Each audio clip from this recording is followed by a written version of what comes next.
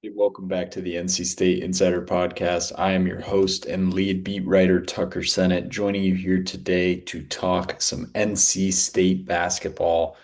Less than a week until the men's team tips off its season, so I figured we should break down what the national outlook for NC State is heading into Will Wade's first year at the helm of the program.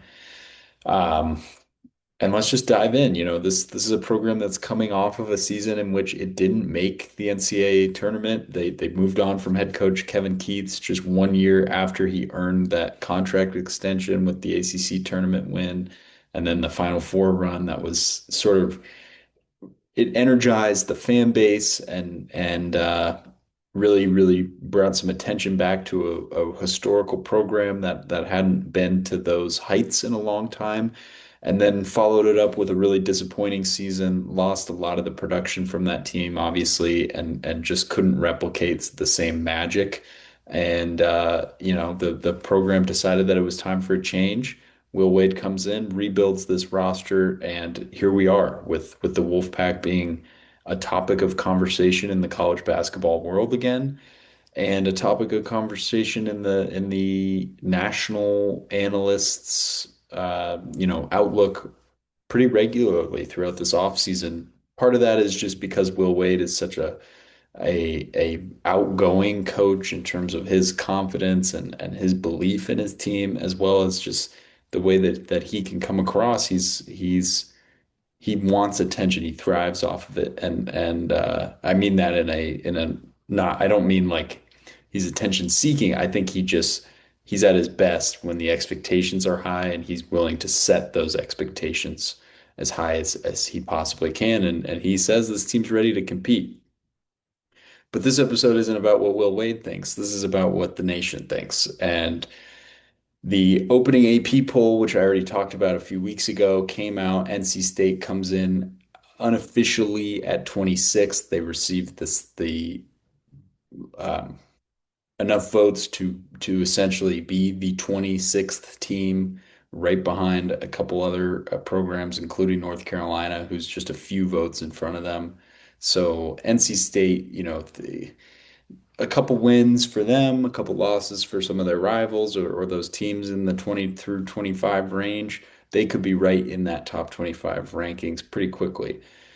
Now, the bracketology world views NC State in sort of that 7 through 9 seed range. Lenardi, of course, ESPN's bracketologist, has NC State as an 8 seed in his way too early bracketology.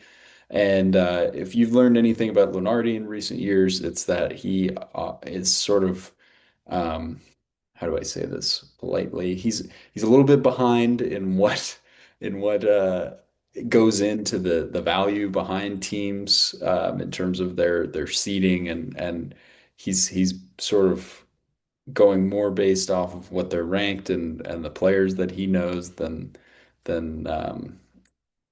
anything else going into the preseason. Obviously, he's more effective as the season goes on because there's more data to work with, et cetera, et cetera. But he has them as an 8 seed, and that's I don't think where NC State wants to be. I think they think their ceiling's a little bit higher than that, especially if they want to be a second weekend team in the NC2A tournament this season. But that's a starting point, and that's something you can build upon, and that's kind of a good microcosm of the national outlook of this team. They were picked fourth in the ACC in the preseason poll behind Duke, Louisville, and North Carolina.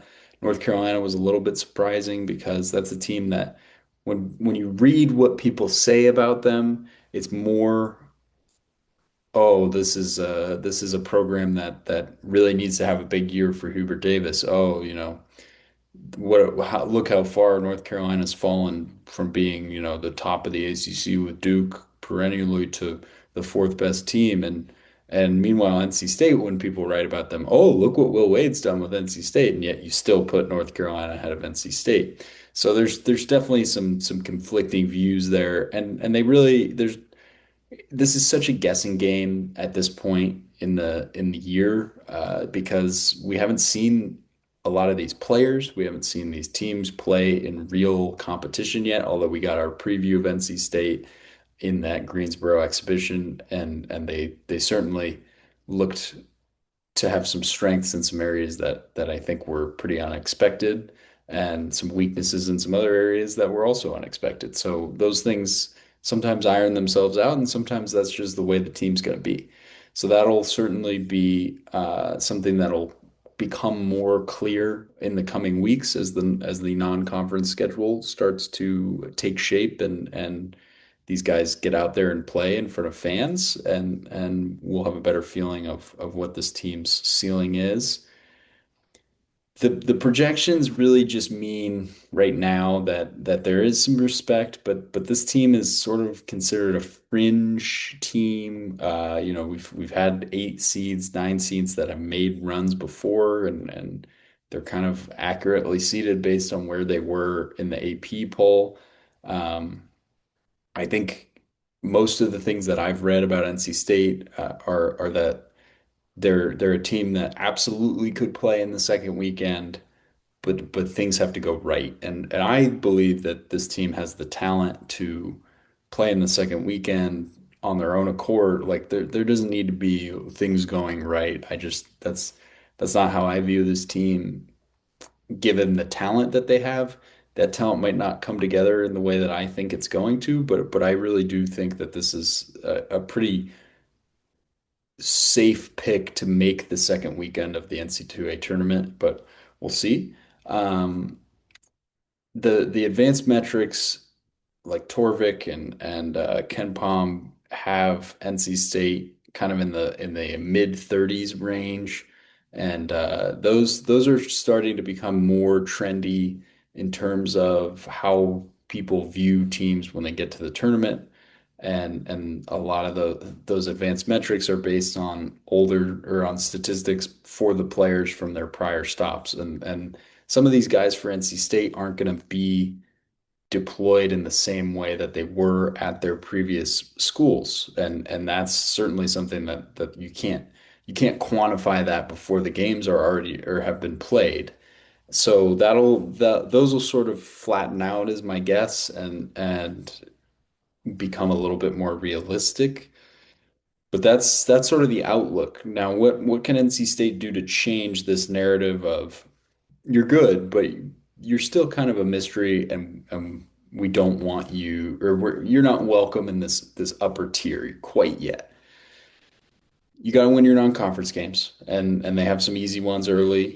You play NC Central, you play Alabama, Birmingham, then you have a nice test against VCU early on, and you have those games in Maui. You have that game against Kansas in the Lenovo Center. That's going to be a massive matchup for the Wolfpack, and it's really going to be about proving that you can compete with those teams. I'm just making sure I didn't miss any huge non-conference games. You go to Auburn for the ACC SEC Challenge. That's going to be a really interesting game with Bruce Pearl out of the picture at Auburn and his son taking over. That's one of the toughest places to play in the country.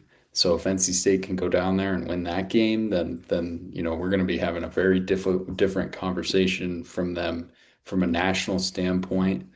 But I think, getting out of that pigeonhole of being this like plucky, oh, Will Wade's plucky upstart Wolfpack and quickly gaining respect is going to take them dominating in this early non-conference slate against these inferior opponents in NC Central, UAB, UNC Greensboro. And I think that VCU game will be really telling about how this team is after about 2 weeks of work against a mid-major team that has been in the NCAA tournament. And Will Wade has his connections to VCU and such I don't know what I'm saying. Um, yeah, that's going to be a massive game. So just forget that whatever that sentence I just tried to put together was. Um, that's kind of where we are with NC State. We're going to see. And I sort of disagree with the national outlook just because I watched a lot of these players last year, watched them on Sunday, and some of them look very different. Trey Holloman looks more like a scorer. If he's a scorer, things are going to be very different for this offense than I think a lot of people expected. Then Alan Lubin is doing things that he was not allowed to do at UNC. That could be very different for this offense. Darian Williams is it's going to take time for him to get comfortable being in that number one role, but when he does, watch out. And they have other guys who could slowly but surely mold into these different versions of themselves because the talent is there. And I don't think they would be on the team without that talent. And I think this team has a real chance to push for that second weekend and change that national narrative early in the season. As always, for more NC State basketball content, you can follow me on social media. Find my X at Senate Tucker. You can also find the website's X account at Wolfpack on SI. And of course, watch daily videos of the NC State Insider podcast on the Sports Videos on SI YouTube channel. Thanks for tuning in, and we'll be back with you tomorrow for some more Wolfpack updates. Later.